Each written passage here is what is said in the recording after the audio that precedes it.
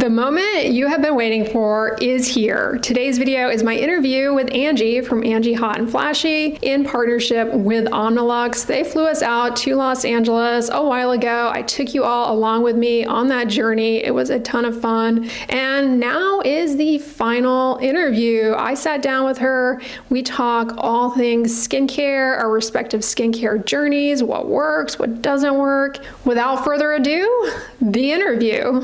You know, society wants to put older women in a box. We're supposed to be in the background. We're not supposed to be seen or heard. And I think the industry is now showing women with wrinkles, with flaws, with, silver hair. Estrogen actually is a big player in telling the cells in the deeper layers of our skin to make that collagen. And once that starts to drop off, that's when women really start to see a visible difference in their skin. That's really when they start asking a lot of questions about, what It's can I kind do? of a crisis. Exactly.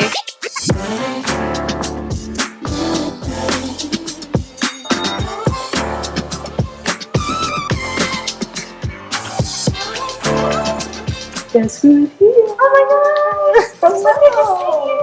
How are you? Doing great. God, I haven't seen you so long. No, I can't believe Look it. at It's you. been like, how many years? 5. Oh my gosh. I know. I don't even Can you want to think believe about it? how fast time goes. I know.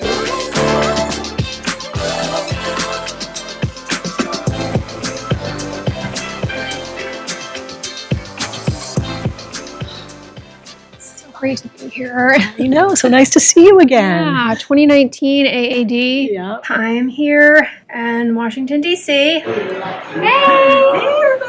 Look, it's Dr. Dray. I was there with Neutrogena. Yes. Yeah. So much I has slipped changed. into your DMs and was like, hey, Dr. Dray, are you here? Yeah. We had lunch together. Yeah.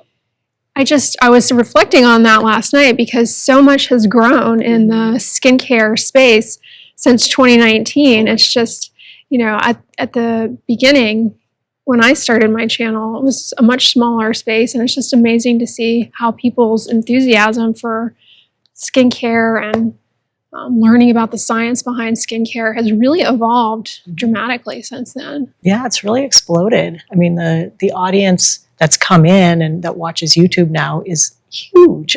Yes. And I thought when I started and I was 50 that there wouldn't be anyone out there to watch. But it's amazing that there are even mature women out there. There are young people who are so young who are interested in skincare now, and everybody in between. And it's really taken on a life of its own. Yes. You really were a pioneer on YouTube for giving a voice to women over the age of 40 even, because at the time it was mostly young college-age gals doing makeup tutorials, and there really wasn't a voice for more mature skin on YouTube. Yeah, well, that's exactly why I started, because I was looking for information on skincare for, mature people, because I was 50, and every video I saw was like a 30-year-old, putting on a cream and saying, this really works for my wrinkles. And I was like, what wrinkles? You're so young, your skin is so beautiful. Yeah. And I was dealing with a lifetime of super intense sun damage, and really the damage was done. And so that's why I started my channel. But it was such a learning curve for me because there were no dermatologists on YouTube back then, and there wasn't anywhere to get good information. I feel like you were one of the very first dermatologists who popped up on YouTube.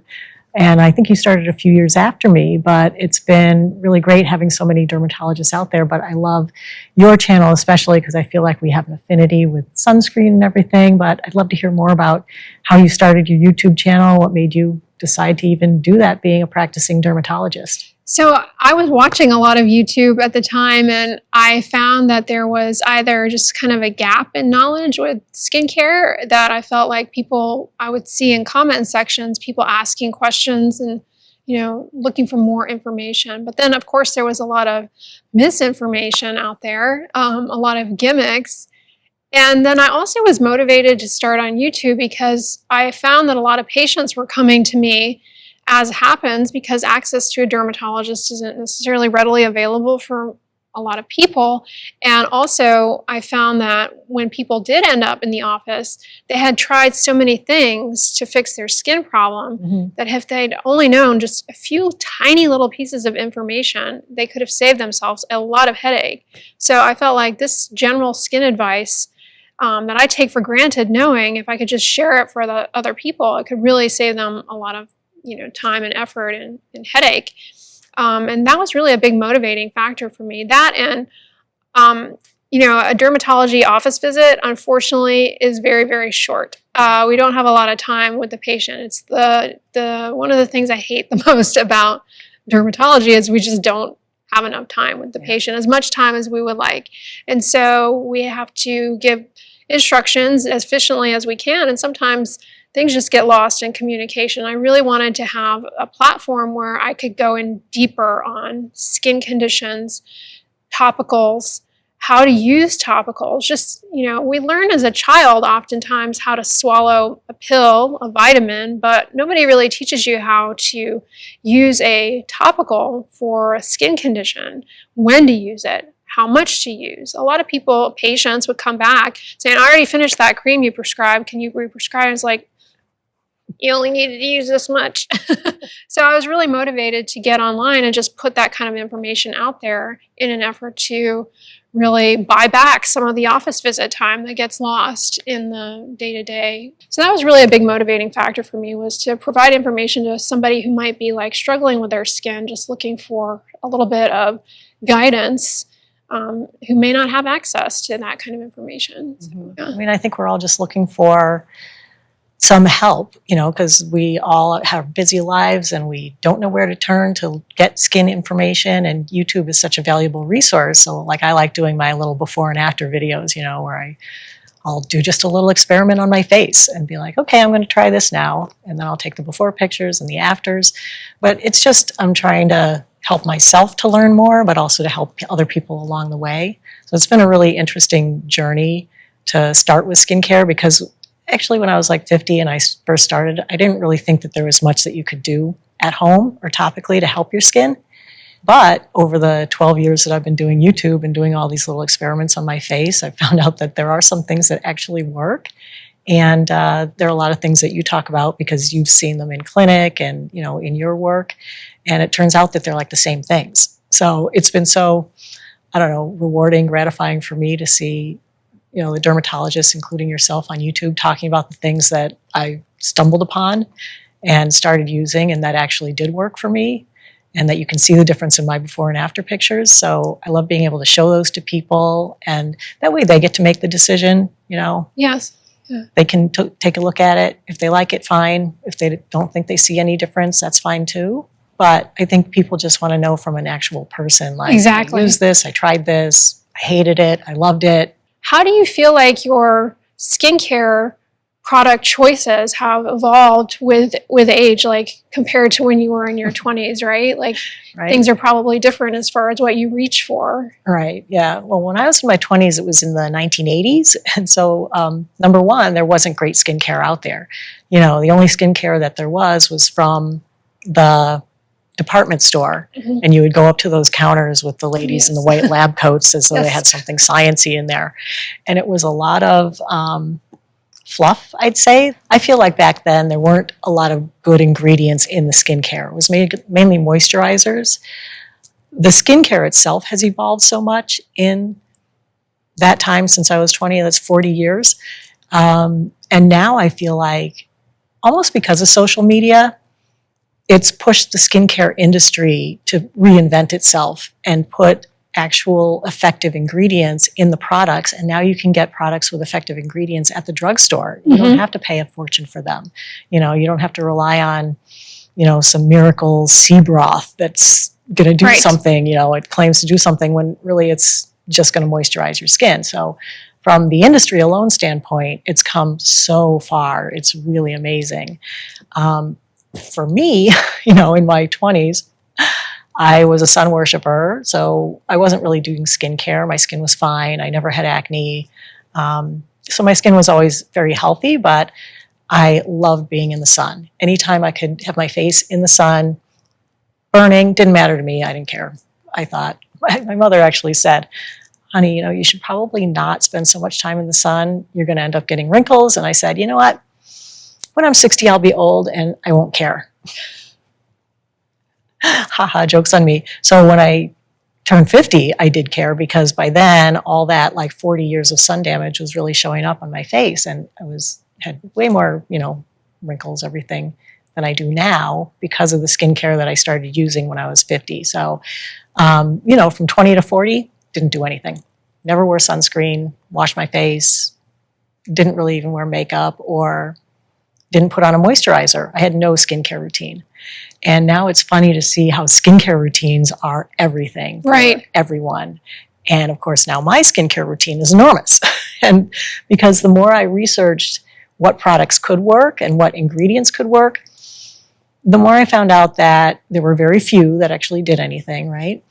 And that there was a lot of fluff that you didn't need, but that the ingredients that you wanted couldn't be put together or wouldn't be put together in a product. So you had to buy a whole mess of separate products to get the things that actually worked. But I did just try to concentrate on those main key things: sunscreen, tretinoin, retinoids, niacinamide, peptides, CoQ10, ceramides, the main things, and get those into my skincare routine. So that was the difference for me between like 20 to 50, is that you could get the ingredients at a reasonable price in the products. And so now my skincare routine, I love, and I can't go a day without it. Like even traveling for today, I pack the whole thing. Yes. I bring it all because, if I'm going to be like this filming, I want to look my best. And I feel like my skincare routine really gets me there. Right. And that's the thing about skincare that I always emphasize to people, whether it be a device that you're using or just the products that you have. It has to be something that you are actually going to stay consistent with. And I think, in our younger years, we're a lot more instant gratification driven, and maybe think that, if I just, use this hot new moisturizer, like it's going to give me glass skin and that's going to be that. And then it goes in the shelf. And that's really not, what's going to lead to the results that you're looking for or really help your skin at all. It's more about just staying consistent. Even if it's the most, you think it's a boring routine, if it's something that you stick with, it's going to pay off dividends in the long run. Yeah, I was actually shocked. And because like I said, I didn't really expect anything I could do at home to make a difference. And it really has made a huge difference between the skincare and then the devices that I use, which is another thing that's changed so much in that amount of time, is that there really weren't any at-home devices that you could use. And, now everything with miniaturization and technological advances, there are great devices that you can use at home, not to give you a in-office type treatment, but something that you can use for maintenance, that you can really see great results with in a shorter amount of time. Because skincare, gotta say, as much as I love skincare, it takes a long time for skincare to work, not just overnight, a couple of weeks, even a couple of months is short. In skincare world, I feel like it's 6 months minimum to see much of a difference with anything. But with some of the devices, you can really see results a lot quicker than that. Absolutely. And, they can help augment your skincare routine and even get you to a place where you're getting better absorption of some of the ingredients potentially. So there's a lot of noise out there, though, as far as different devices. And I know you are an Omnilux lover like myself. How did you stumble into Omnilux LED masks? And was that something on your radar, red light? Well, red light was not really on my radar, and I did really stumble into it. Another brand had sent me their red light mask, and it had been in my PR closet for over a year. And then during COVID, I was like, wait, what's this? I was kind of cleaning out, how everyone was cleaning during COVID. So I found this mask, and I was like, oh, well, maybe I should try this. So I started wearing it. I was doing one of my trials, so I took the before pictures, and then I was going to use it consistently for 3 months and then do the after pictures.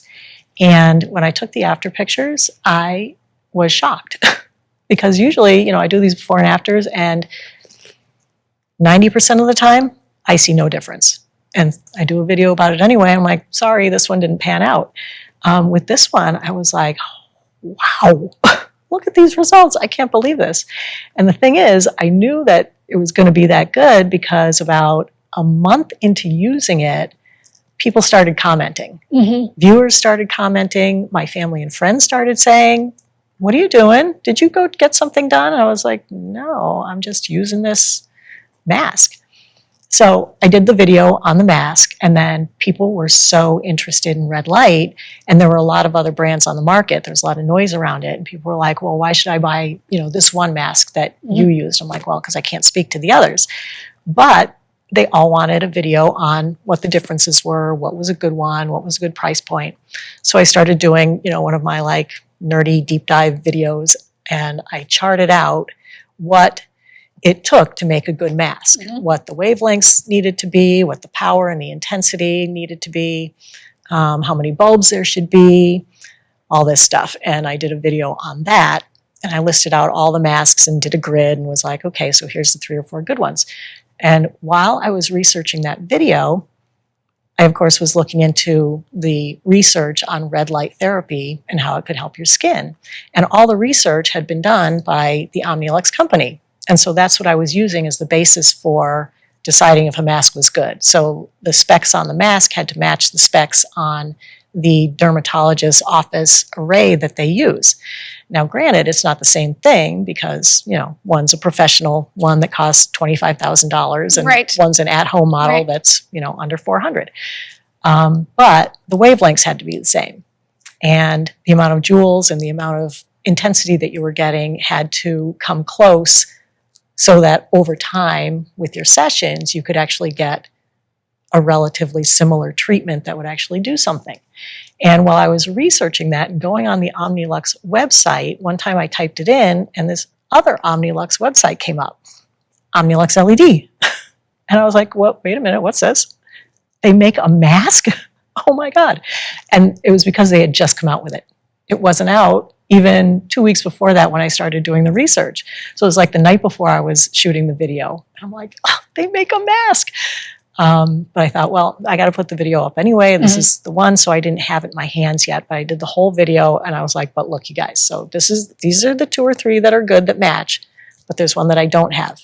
And it's this Omnilux mask, and it's made by the people who make the professional one. And I'm like, you can't get any better than that. And of course, all the specs match up perfectly. So it had, the most light bulbs, the most accurate wavelengths. And after that, I think Omnilux probably saw my video. I'm not sure if they sent me my first mask or if I bought it. I can't remember, but I want to say they sent it. And so I started using their masks, and then people were like, well, can you do another, 3-month before and after? So I did. And even though I had used the first mask, it was just for my face, and I saw even more results using the Omnilux mask. But the best part was that using this, the results on my neck and chest were amazing because I hadn't used any red light there. And also because my neck is sensitive, so I can't use my tretinoin in there. And so my neck is like lagging behind my face in the anti-aging department. And a lot of times, when I'm looking at the before and after pictures, I am so disappointed. And with this mask, I was so thrilled. I was like jumping out of my skin that I could actually see a huge difference. Sometimes I see a difference and it's so slight, but I'm like, is it worth the time and the money? Because you're going to spend your money on it. You're going to put in 10 minutes a day, 3 days a week for 3 months to see something. Is it worth it? And with this, it was so obvious in the pictures that it was so worth it. So that's how I stumbled onto Omnilux. And, still, I keep looking at the other masks. And for me, there's no mask that matches the specs on the Omnilux still. So that's why I stick with it. And I got to say, I've been using it for, I want to say 3 years now. And, I use a couple of other devices, but this is the one that I'm the most regular with. Did I show you my before and after pictures? Yeah, I want to see these because I talk about red light. I recommend it, but I actually use the mask myself, and I too have seen just an improvement in my skin using the mask at home. It's something that's a great thing to use to complement procedures that you're having done in the office, and it's the kind of thing, like I mentioned, with your basic skincare routine. It works if you stay consistent with it and you use it, and the longer you're using it, it's very gratifying because you see those results over time, and it's really one of those things that if you put the effort in, it will pay off.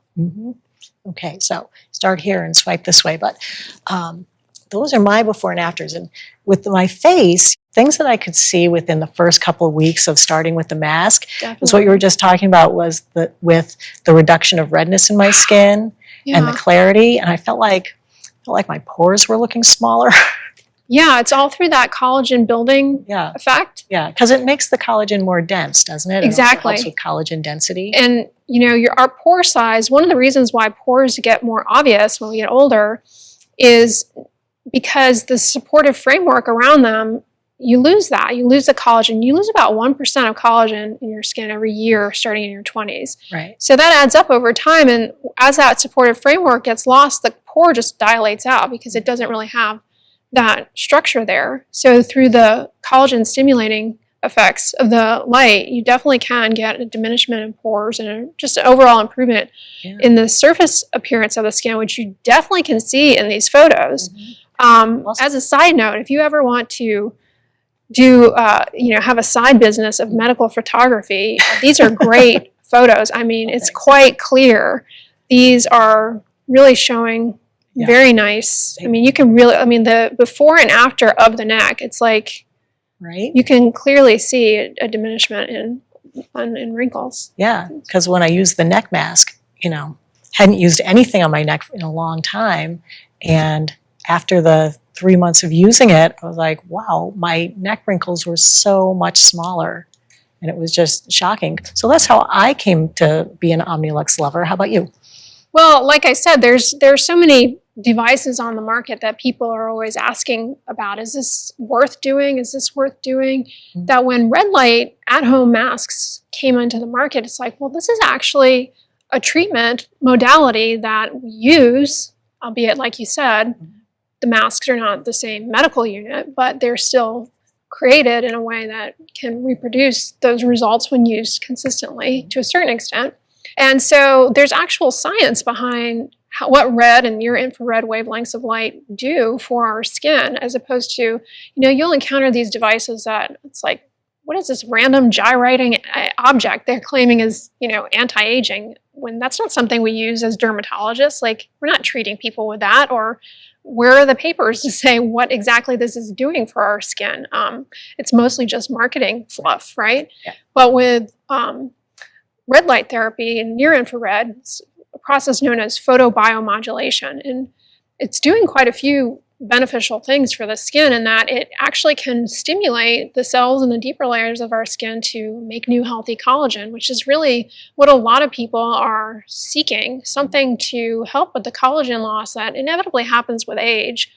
So there's that, it can improve collagen, and the downstream effect of that is smoothing out of wrinkles, fine lines, improve elasticity, snap, and recoil. And those are cosmetic benefits, but they're also functional benefits as well to the health of our skin. As we get in our wiser years, we want our skin to be as healthy as possible. It's easy to forget it's an organ system with like a true function in keeping us healthy. But also it has anti-inflammatory benefits, which can translate into things like improving redness, skin irritation. And it also can help with improving circulation in the skin. And ultimately, that really can translate into you potentially seeing better results from the skincare products that you are using. Our skin is a barrier. That's what it's supposed to do. But when we want to use certain skincare ingredients, it's like, let us in, let us in. So it's possible through the improved circulation that you actually get, slightly better absorption of some of the active ingredients you might be using. You mentioned peptides. A lot of patients and people in the public are interested in using peptides to improve the look of wrinkles, and popular peptides like Matrixyl and argireline, which you encounter in a lot of serums. It's always this question of how well are they getting in? They seem to help people out, but having that aspect of using it in conjunction with these masks can really help get better results. So it essentially exhibits synergy with your skincare.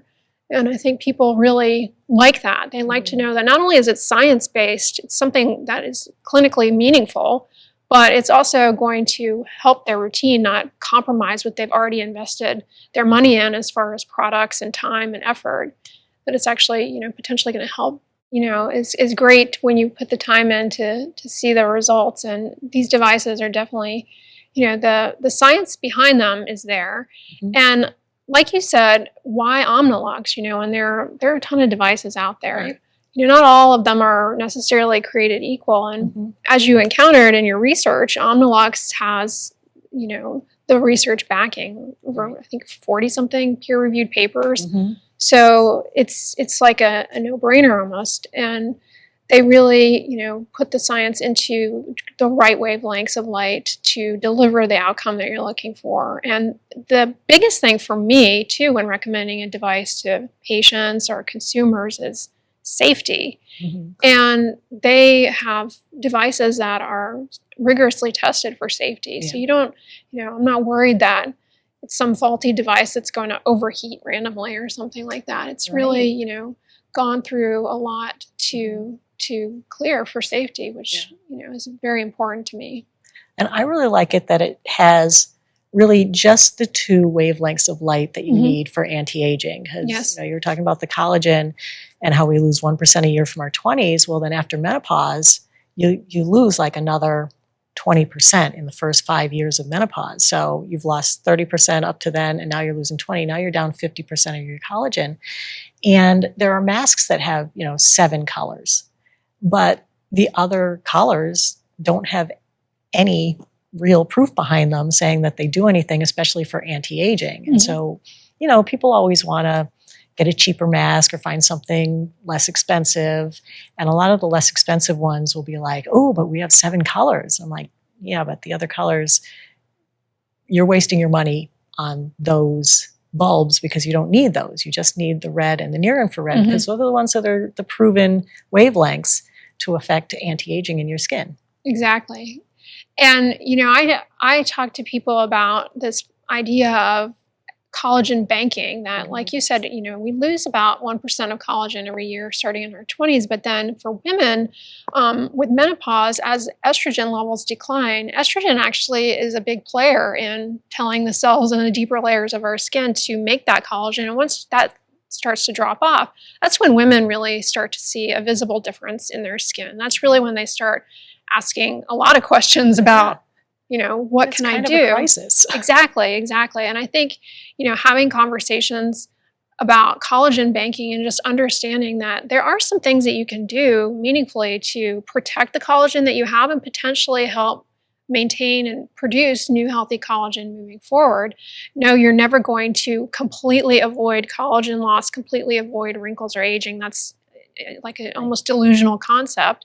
And we shouldn't fear the aging process, but there certainly are things that can be done to really keep your skin its best as you get into your wiser years, as I like to say. And this is one way to do it that, combined with sun protection, it's really a powerful force for long-term skin health. Mhm. And, another way of looking at it is I also encourage people, from not just their skin, but for their total body, to stay physically active, make sure that they're eating a balanced diet, getting good sleep, managing stress. All of these things, they may seem like a nuisance, but they really do have an additive effect in your overall health. And your skin is really just like a window to that internally. And when people look at it that way, it becomes less of this simply superficial aesthetic thing and more like, okay, now I can really get on board with, if I do these things, it might help my skin be healthier when I get older. Mhm. Collagen isn't the only thing that slows down as we age. Right. Like everything that makes your skin what it is in its youth slows down as you age, the production of everything. So ceramides and, all the fatty lipids that we need, and hyaluronic acid, it's such a multi-pronged thing that happens. Aging isn't just one thing that happens to Exactly. your skin. It's the slowing down of all these processes and the skin cell's ability to make all these substances that keep your skin youthful and plump and springy. And collagen is one aspect of it, but it's not 100%. And so, something like this, where it gives your skin that extra blood flow and that extra energy so that it can make more of all the things. Right. Yes, it really does, in effect, improve energy in the skin. And skin is a dynamic structure. It's not just this stagnant thing that, all right, I'm in my 20s, it's like this. I'm in my 30s, it's like this. There are all of these fundamental processes that happen on a daily basis to recover from damage. The skin, the epidermis is always turning over, and that slows down with age. So there's just a lot of moving parts. Mm-hmm. And red light therapy can definitely help address a lot of those things in a meaningful way by jump-starting some of the metabolic processes that happen in these cells as that slows down with age. Mm-hmm. Yeah. And I think that obviously we both agree on the use of sunscreen as being one of the most important things that you need to do for your skin, because, I always say there's no point in using something like this or any skincare if you're not also going to protect it from the sun. Right. Because that is number one, is not inviting more sun damage and more, killing of the collagen that you do have through sun exposure. And also that things like this, if you're not going to be consistent with it, like you were saying before, if you're not going to use it, you're not going to be consistent, they don't work if they are gathering dust in a drawer. So I always tell people, don't buy it if you really aren't going to use it. But that's one of the things that I love most about this, is because it's so easy to use. Mm-hmm. Other things, you have to smear goo all over your face and you have to stand there rubbing it and doing all this other mm-hmm. stuff. But this, you just put it on. It's 10 minutes. You can relax. You can multitask. You can do whatever you want. And then it's done. And it's nice that then you don't have to wash your face again, or, you can just put on your skincare and you can go. Exactly. So one of the questions I wanted to ask you is about skincare to use with it, because I get so many questions about using green tea with it. Mm-hmm.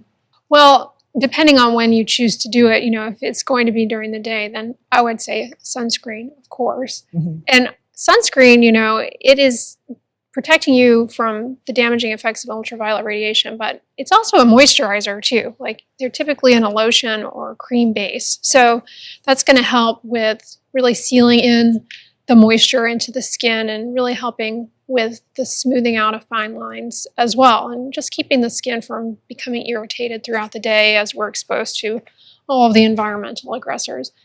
But in the evening time, I always tell people, regardless, it's a good idea to put on a moisturizer before you go to bed at night, because that's really when the skin loses more water and is more prone to dryness and irritation. And a moisturizer with hydrating ingredients like hyaluronic acid or even a hyaluronic acid serum can really help to replenish the water and just help overall with moisture content in the skin.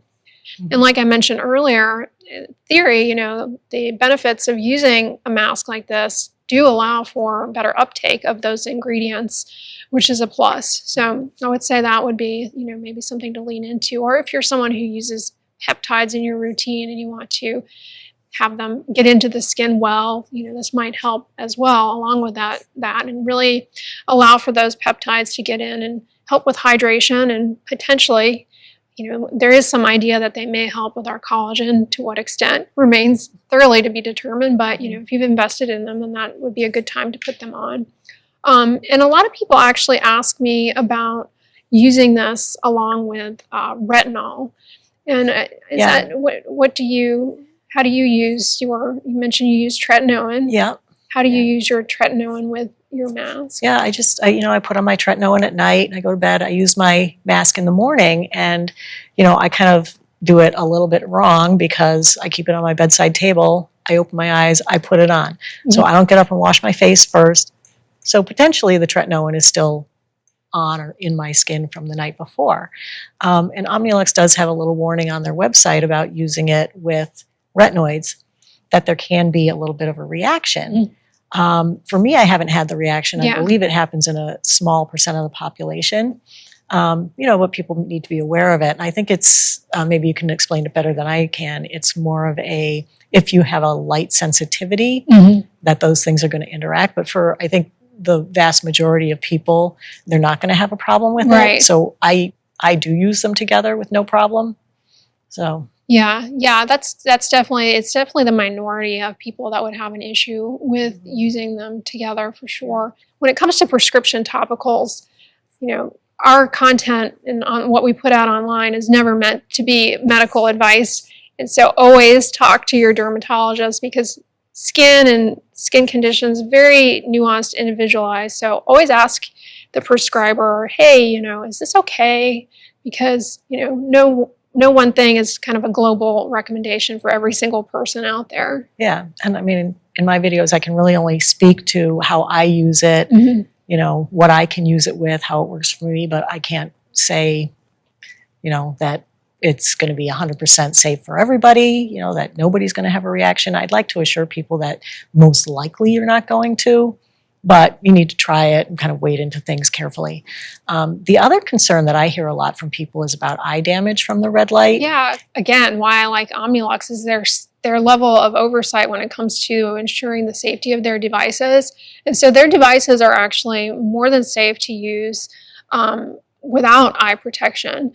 They really do diligence by the way that the mask is constructed so that that's not something that people have to worry about. Yeah, I mean, and, you know, one of the things that I love most about your channel is that you don't really play a lot with the misinformation or with ingredients or products that don't work. So you're not falling over yourself all over the next big thing. You're really going to keep it serious about what can actually affect a change in your skin over time. So yeah, it's just nice, and I, you know, just really admire your channel, and I think it's been like a huge boost to the information you can get on YouTube. Thank you. You know, literally there were no dermatologists, and it's so great to have that information out there now. Well, thank you. And speaking of our community, I asked my audience for questions for you. I don't know if you did the same. Yes, I have quite a few juicy ones here. I know. Put you in the hot seat. All right, but mine are mainly about, of course, dermatology and skincare. And first one is about Omnilux. Does the red light mask cause facial fat loss? No. So this is a big concern I hear from a lot of my audience as well. I mean, we share a lot of common viewers. Is, will any one device cause facial fat loss? When it comes to red light therapy, no, definitely not. These masks don't even generate any heat in the skin to even begin to have the potential to impact the facial fat compartment. They don't penetrate to that level. So it's not a concern at all. Unfortunately, with the aging process, we do lose and have redistribution of certain fat compartments in our face. And that can sometimes coincide with using devices like this. So it's easy to, you know, think that the two may be related, but in reality, there's no possible way that this could cause facial fat loss. It's simply not a possibility based on how it works and the energy that is put out and the depth of penetration. It just wouldn't access those compartments. Yeah, that's what I thought about it. And people ask me the same question all the time. You know, to melt fat, it takes an extreme of heat or cold. You know, you either have to freeze it or you have to superheat it to temperatures way higher than this, or like you said, most things would, you know, give you on your skin. But I think it is interesting what you said about it being kind of a coincidence that people start using these things when they're becoming concerned about their skin, other processes are happening, and fat loss is just natural. And so they kind of knee-jerk blame it on the latest thing that they've started using. You got a question for me? So I get this question a lot, and I have my answer to it, but I want to hear from you because it's a journey that I know you've gone through and been very frank about. I hear people say, you know, I'm my 40s, my 50s, my 60s, and beyond. And frankly, I've never had a skincare routine before. And when I was younger, I'm sad to admit, I spent a lot of time frying my skin in the sun. Is it too late for me? Should I even bother with skincare, a skincare routine? What do you think about that? Yeah, no, never too late. It is never too late. You know, like I said, I didn't do skincare until I turned 50. And then I started in it very slowly using just a few ingredients. And over the 10 years that I've been using it, you know, like I said, it's made an amazing change in my skin. So, but even in the first couple of years, even in the first year, just washing my face, using a moisturizer, you know, like a vitamin C serum, a couple of things, using sunscreen every day, I could start seeing the difference right away. And, you know, for people who are just thinking about skincare, I would say the first thing, you know, not even thinking about topicals that are anti-aging, because the #1 anti-aging topical is sunscreen. So the first thing you should do is start wearing sunscreen if you haven't already, because that frying in the sun was the worst thing you could do for your skin. All right, this one, a lot of people ask me. It was like so many people. I think it's because I just started using this new topical topical estrogen, either estradiol or estriol, and they want to know from you if it really works. So topical estrogen can work for women around the time of menopause and thereafter, because with menopause we have a decline in estrogens, which end up being really important for producing healthy collagen. And as I mentioned earlier, that's really when a lot of women really start to see their skin change around the time of menopause with that decline in estrogen. And there is evidence that topical estrogen certainly can provide and replenish that stimulus and allow for better collagen production, better, an improvement in skin thickness. It's definitely been shown to be effective, and there is a potential for it to cause hyperpigmentation. That's something that I don't think everybody realizes. If you've ever dealt with melasma, it flares up whenever estrogen levels are maybe high, like in pregnancy or with certain birth control pills. Well, putting it on the skin can have a similar effect for some people. So there's definitely that to consider. We're trying to improve collagen and fade age spots. The last thing you want is to maybe cause hyperpigmentation, but for a lot of people it does end up being very helpful for their routine. There's topical estrogens that are prescription, and then there are sort of, estrogen-like analogs that some companies have pioneered that can potentially achieve similar effects that are more in the cosmetic realm space. But it's definitely something that a lot of people do find to be beneficial. Not just on the face, but like on the backs of the hands. This is a territory, our neck, the backs of our hands. These are places that we sometimes forget about.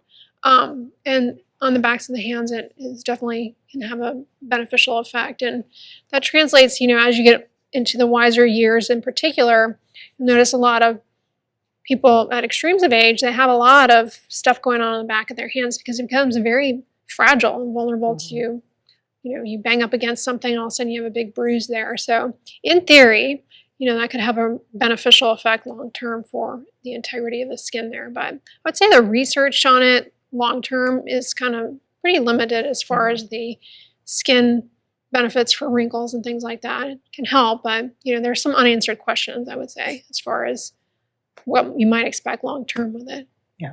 All right, and then I got a few more here. This is a great question. With so many products available, it can be overwhelming to build a routine. What's your advice for creating an effective yet simple skincare routine for women in their 40s, 50s, and beyond? All right. If you want simple and effective, I would say stick with the big three. So in my skincare routine, the big three are sunscreen, shocker, tretinoin, and vitamin C. So those are the three that I think you're going to get the biggest bang for your buck. And they're going to be relatively simple to use, although I shouldn't say that because tretinoin is never simple to use. So sunscreen should also be simple to use, but it's so hard to find one that you really love. A lot of people are like, well, what sunscreen do I use? Do I use chemical or mineral? What do I do? Really, the sunscreen to use is the one that you'll use every day, the one that you like putting on, the one that you like how it lays under your makeup, so you have to find that one. I mean, I've done a ton of videos on sunscreen, so of course, watch my videos, see to pick one. But so sunscreen is number one.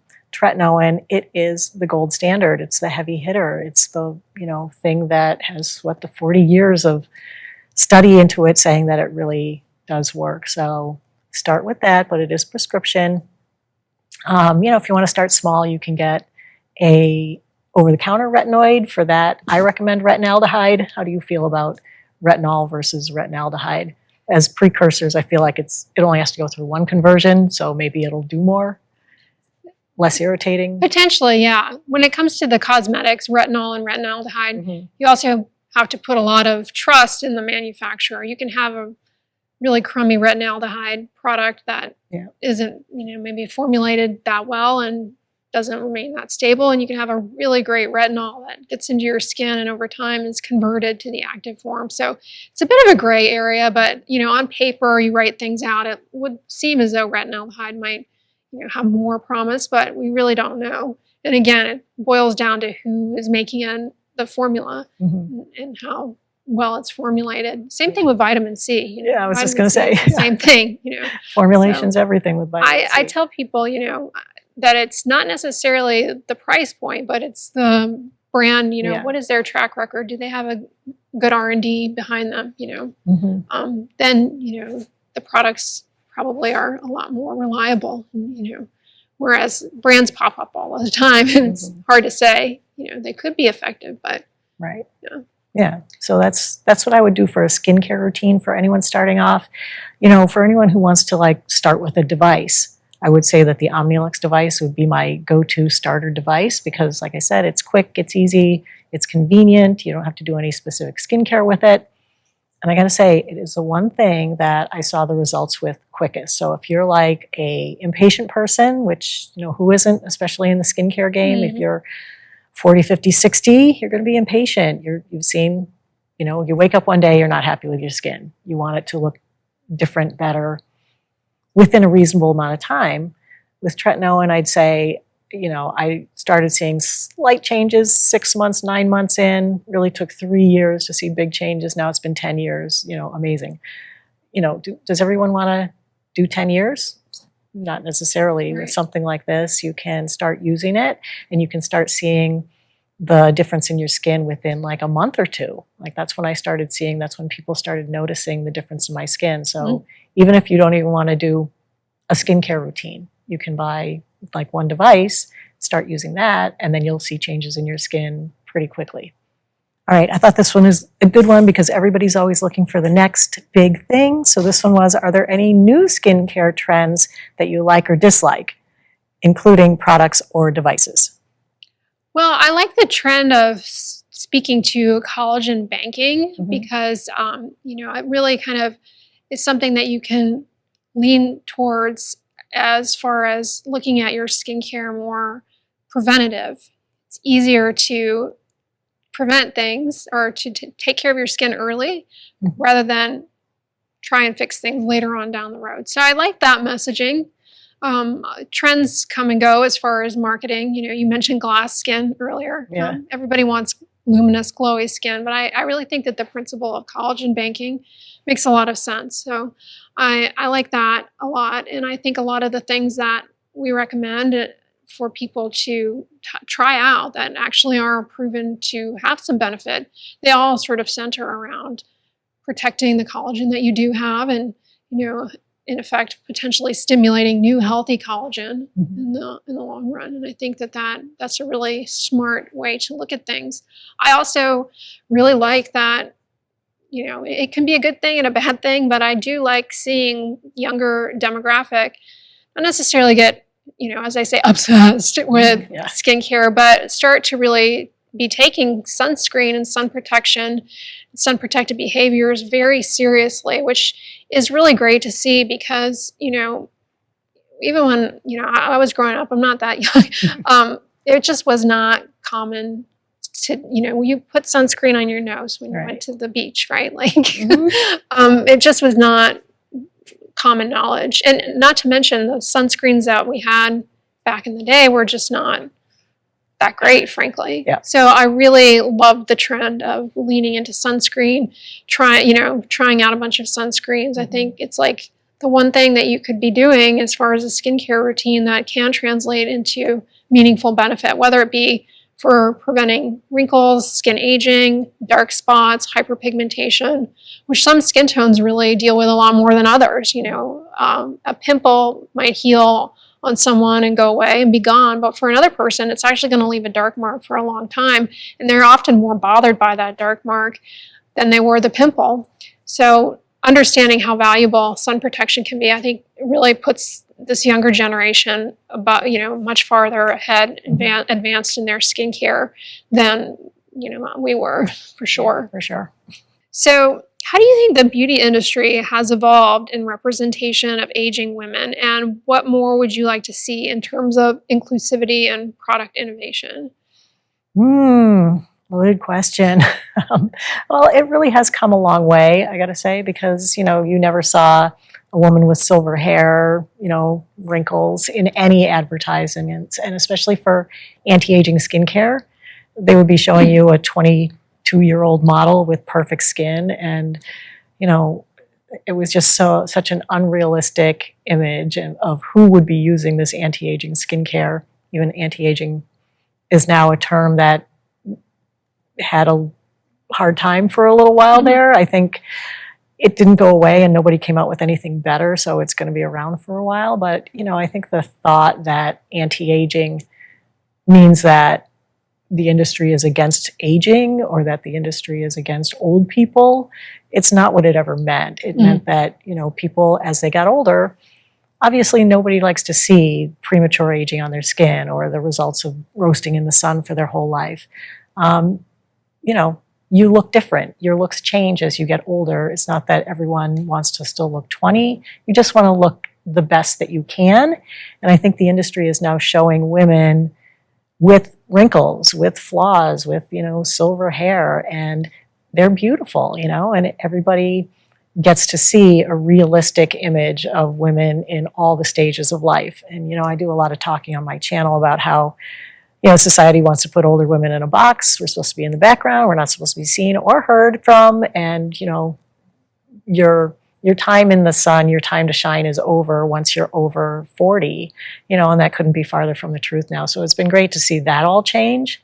But I feel like with everything, it still does have a little ways to go. Like right now, the Silver Sisters are really popular. Everyone's growing their hair out gray, and some people are ready for it. Some people aren't. But now it's almost like the pressure's reversed.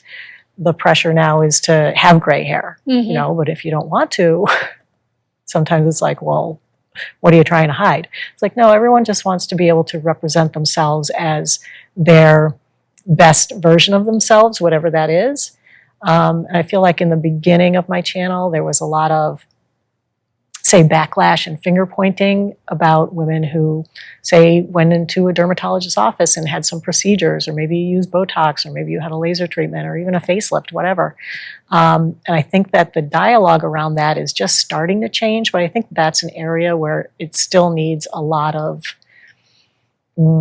growth, because women are going to, and men too, are going to age how they want to, and some people want to do more interventions and some people want to do less. And, like with everything, everybody's free to do what they want to do, and I want to see a little less shaming around it. So it's interesting. The industry is showing us more naturally aging women, but for those who don't want to age so naturally, I don't think there should be a stigma against that either. I think that, it's like everybody should be free to do what they want to do. If you want to do a few things, then by all means, go ahead and do a few things. And it's interesting, in the comments section, people used to be very judgy about me even getting Botox. And I felt like, I am one of the few people out here who tells you what I get done. No matter anything I have done, I make a video about it. And there you go. Now you've seen it. And I do it because people want to know what things can work. And that's kind of how my channel started as well, was that, I was over 50 and I wanted to know what I could do to help my skin because it was terrible. And if that included a facelift, then that would include a facelift. I mean, it hasn't. I haven't had any surgery, but, so I dabble in in-office things, and it's kind of providing a service because I was looking for videos about those things, and they were all young people, and I wanted to see someone my age, like having a laser thing done or whatever. And so I put it out there, and then people became very judgy about it.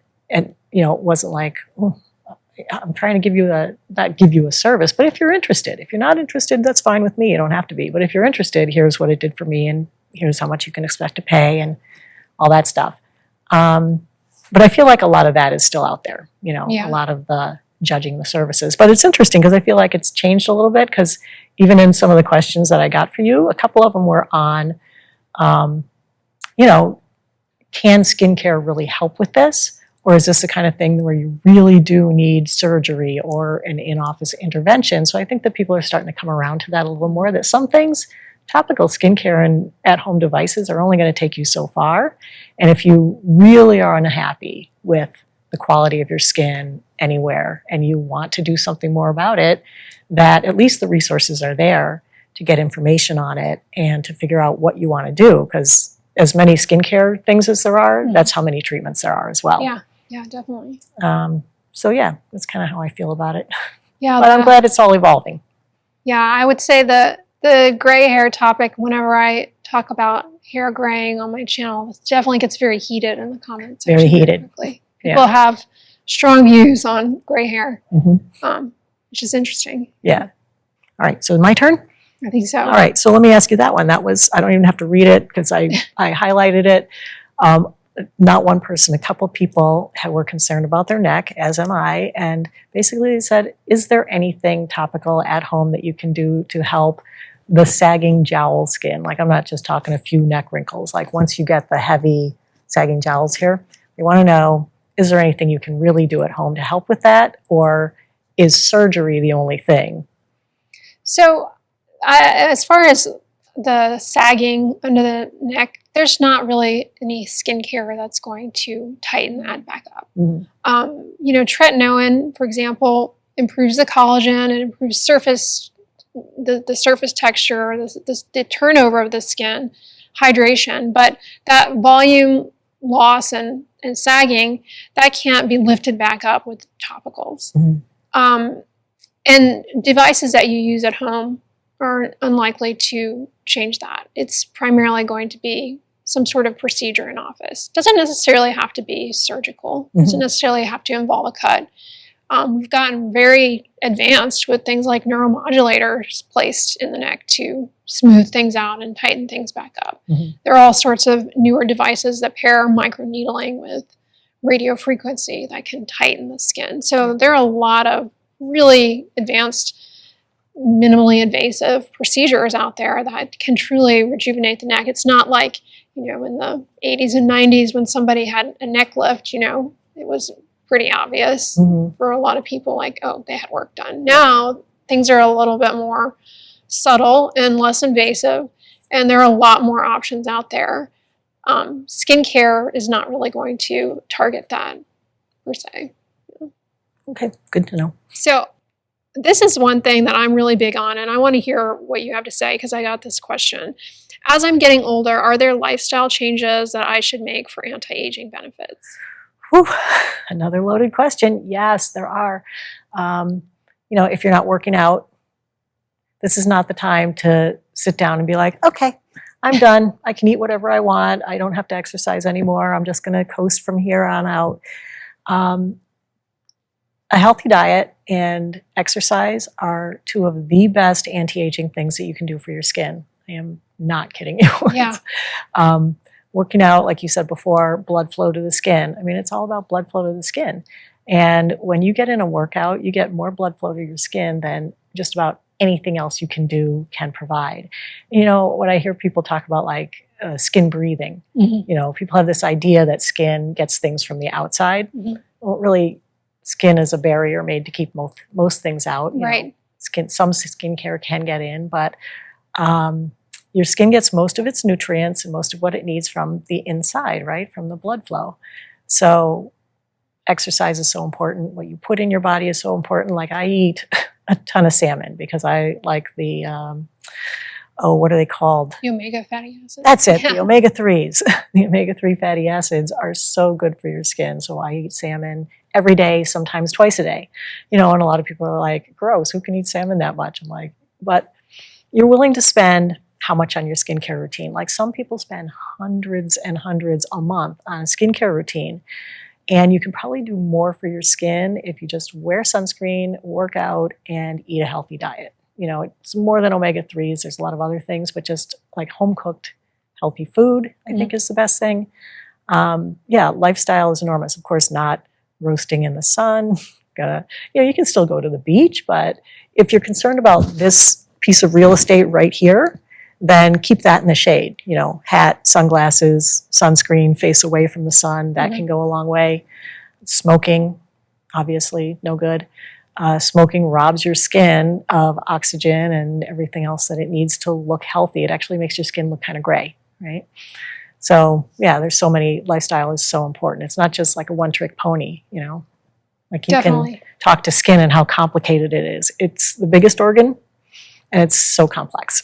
Yes, definitely. Yeah, the lifestyle choices really, I don't think people realize the trickle-down effect that even the slightest, if you go from sedentary to suddenly walking just a little bit more every day, it actually can add up. Mhm. You know, every extra step you can work into your day can make a huge difference in the long run, for sure. For sure. Yeah. Yeah, and I think, you're not going to jump into these things and immediately change over everything in your lifestyle. You're not going to ditch your diet, stop drinking alcohol. Alcohol is another one.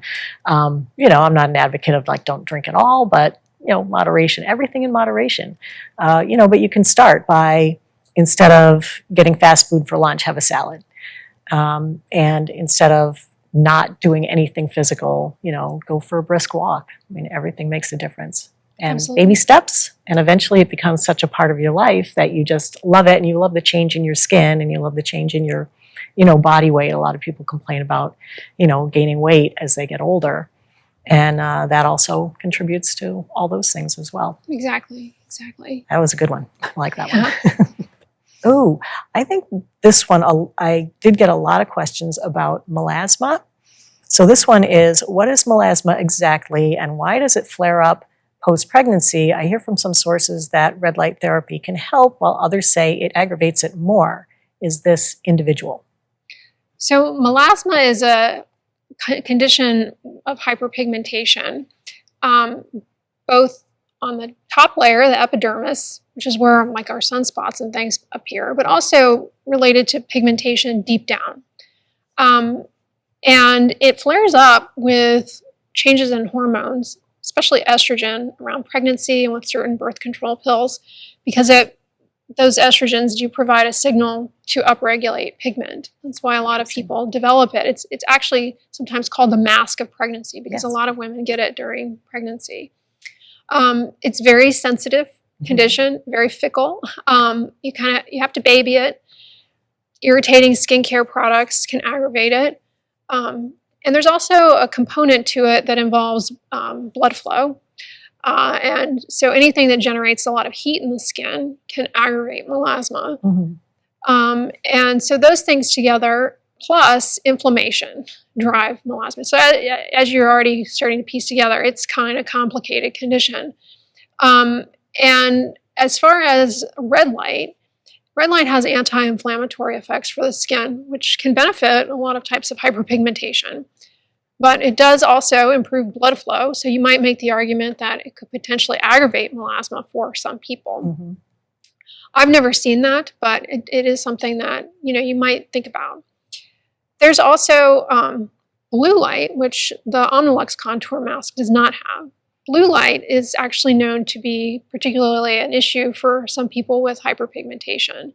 So that's something to think about as well, melasma and hyperpigmentation. But the thing about these masks is they don't actually generate heat. Right. So we don't worry about them from that point of view, worsening melasma. But they, potentially could help, but they potentially, in theory, could aggravate. I think it's a very low risk, but it's theoretically possible, I suppose. It's interesting. As just a little follow-on to that, when I was testing, all the different devices, I found that the masks really didn't generate any heat. They're very cool and comfortable to wear, except for you see the color of the light. Other than that, you really didn't feel anything.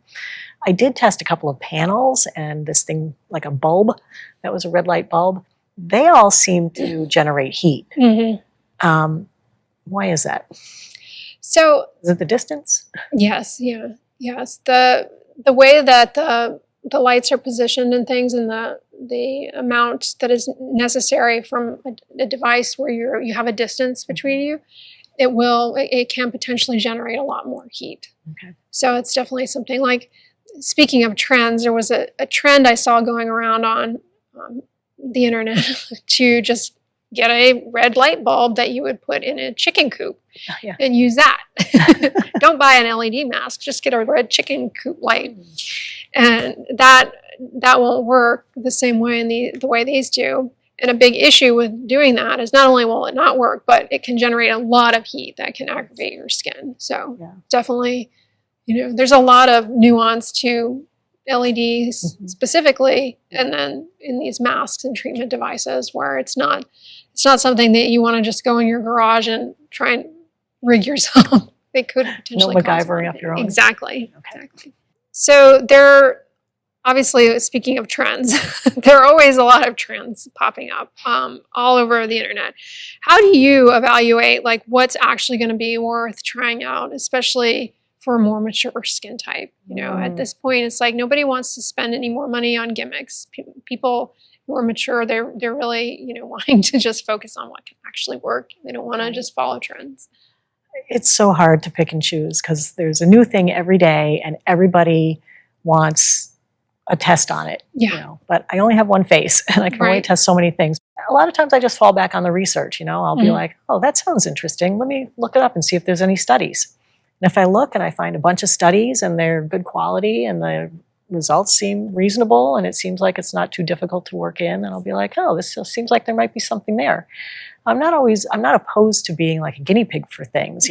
I would be thrilled to find the thing. That was my goal when I started. I wanted to find the thing. Turns out, like I said, it's a lot of things. But so if there's some compelling research there, even if it's small, and it has to still be a well-constructed study, but even if it's little, I'll still take a look at it, try it for myself. I'm a lot of, let me see if it works on me. Something that like a new trend that I haven't looked into that I'm really curious about because I think there is something there, but I'm not sure it's for me, is castor oil, castor seed oil. So that's an interesting one. I'm always testing something else, so I haven't had time to do it. Yeah. And I've seen some interesting videos on it, but that's one that will probably pass me by just because I only have one face and there's only so many things I can try at once.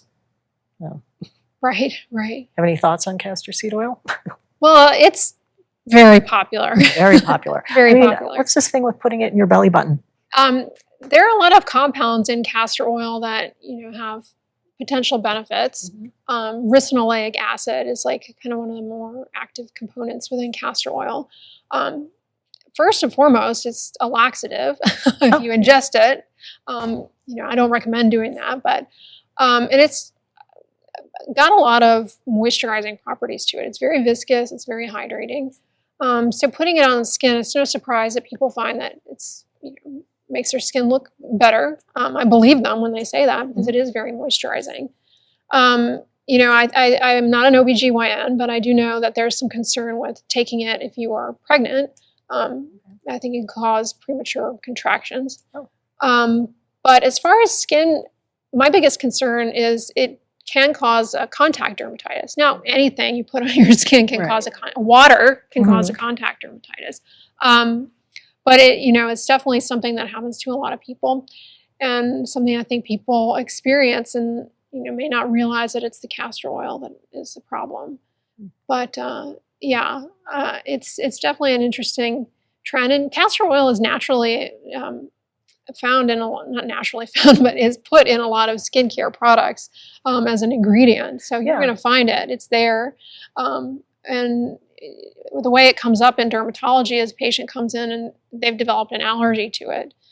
But again, it's the thing like, well, you can become allergic to anything or irritated by anything. So is it really that much of an issue for everyone? It's hard to say, but it's just something to be aware of. As an ingredient, is it something that dermatologists are often recommending? Like, you have that? Oh, try castor oil for that, because it seems like it's supposed to fix everything, right? No. Yeah. It's very viscous. It's an emollient, and it's also very popular. People put it on their eyelashes. There's no evidence that it grows your eyelashes. There's no evidence that it grows your hair. But a lot of people find that their hair looks like it's growing when they put it on. I have always thought a lot of that has to do with the fact that it's so viscous, it coats the hairs and makes them look thicker. I don't have a study or any clinical trial showing castor oil for hair growth. Maybe one day I'll be, eating my shoe and putting my foot in my mouth, and we'll have some, trial showing regrowth. But there's just not the research to support it. Relatively harmless unless you develop contact dermatitis to it. That's about all I can ever say about castor seed oil. Okay, I think I have one last question for you. This is an interesting one. A new study suggests that we don't actually age gradually, but rather in two bursts. One in mid-40s and the other in our early 60s. Can testify to that. If you've seen this study, can you comment on what's going on? Well, like I kind of alluded to earlier, with women in particular during, perimenopause period, which happens around the 40s, you start to experience that decline in estrogen, and you really can see a visible difference in the skin quality. Seems like almost overnight. Mm-hmm. And also around that time period, you're also starting to have more bone loss in the face. And by the time you're in your 60s, you're going to notice that bone resorption lead to more changes like around the eyes. Yeah. The cheeks get flatter and things start to descend more. Mm-hmm. So you definitely have these time bursts where aging changes are more noticeable out of what seems like out of nowhere, for sure. Mm-hmm. Now, as far as sun damage, that's something that builds up in our skin throughout our lifetime. Cumulative sun damage over our lifetime is what, once we get into our wiser years, has set the stage for certain skin risks like skin cancers, skin thinning prematurely, difficulty with wound healing. If you have a lot of sun damage and you have to have a skin surgery, that will show up then. But that's definitely not something that just came out of the blue, all of a sudden age-related. That was building up over time. So there's certainly layers to the aging process. You also have to think about, extrinsic factors that you're exposed to throughout your life. We've learned so much over the years about things that we're exposed to in our environment, above and beyond just ultraviolet radiation, the big external driver of skin aging. There's pollution. Mm-hmm. There's infrared radiation. So to say, that those things, like maybe you're not necessarily exposed to those things throughout your lifetime as concentrated as you are at certain time periods, depending on where you're living. I think there's just a lot of moving parts that affect people differently. And then intrinsically, your genetic makeup and things of that sort definitely play a role. So there's a lot to the aging story. Yeah. And it's important because, people like to joke about the boomers, but we have a large population now over the age of 65. Older adults make up a big chunk of our population, and it's something that, as a society, is a really, really important conversations to have about the aging process, for sure. Yeah, and I feel like for me, being like one of them, I feel like my body tells me every decade that I'm a decade older. Like when I turned 40, I feel like all of a sudden I felt, there were certain things like my eyesight suddenly, it probably wasn't sudden, it probably had been building up, but all of a sudden, boop, couldn't see a menu had to go get readers. And my knee started creaking, had worked out since my 20s. All of a sudden, I got a pain in my joint, Then when I turned 50, I was like, oh my God, your skin, what have you done? It's like, it seemed like it was very sudden, but it was definitely also gradual. And then, 60, a whole bunch of new things. Now I can't see anything. So had to get contacts, multifocals, the whole thing. So I feel like our bodies have their own clock. I mean, obviously, nobody's not aging. Everyone is aging every minute of the day from the second you're born until the end. And it's a cumulative effect, but I think people notice it at certain times more, right? Definitely. Yeah. And now we also have to take into account that we're taking a lot more pictures of ourselves. Yeah, that's for sure. I think a lot of people are, a big, one thing that made that very palpable was during the stay-at-home orders, there was such a huge increase in demand for cosmetic procedures, a huge interest in skincare. And a lot of that is attributed to the Zoom effect of people being on camera or these Zoom meetings, working remotely and seeing themselves on a camera all the time. I think that really just makes us hyper aware of things more so than we ever were in the past. Yeah, for sure. It was my first viral video, how to look good on Zoom calls during the pandemic. People went crazy for that one. Yeah, that was a great video. That's a great tips. Yeah, so that's so true that people just suddenly started looking at themselves so much more. Definitely. Yeah, definitely. Well, Angie, it was so good to see you again. I can't believe it's been 5 years. We should not go this long without touching base and getting together again. I know, definitely. I mean, that podcast idea was fabulous. I Yes. think we should do that. But no, it's been really great seeing you. And I'm so glad that Omnilux put us together in this, because it really has been so informative and educational talking to you live and in person, and not just like, you know, haunting your videos and your comment section. So It's great. Yeah. it's really great It's being great here to with you hear today. your audience's questions and everything, how they relate to the stuff that we're talking about today. It's really, like I said, I'm very grateful to have this opportunity to be on YouTube, to have these experiences and chat with you guys and everything. I think it's just an amazing thing. I'm very grateful. So I'm really glad we got to get together today. Yeah, me too. It's been great. Thanks.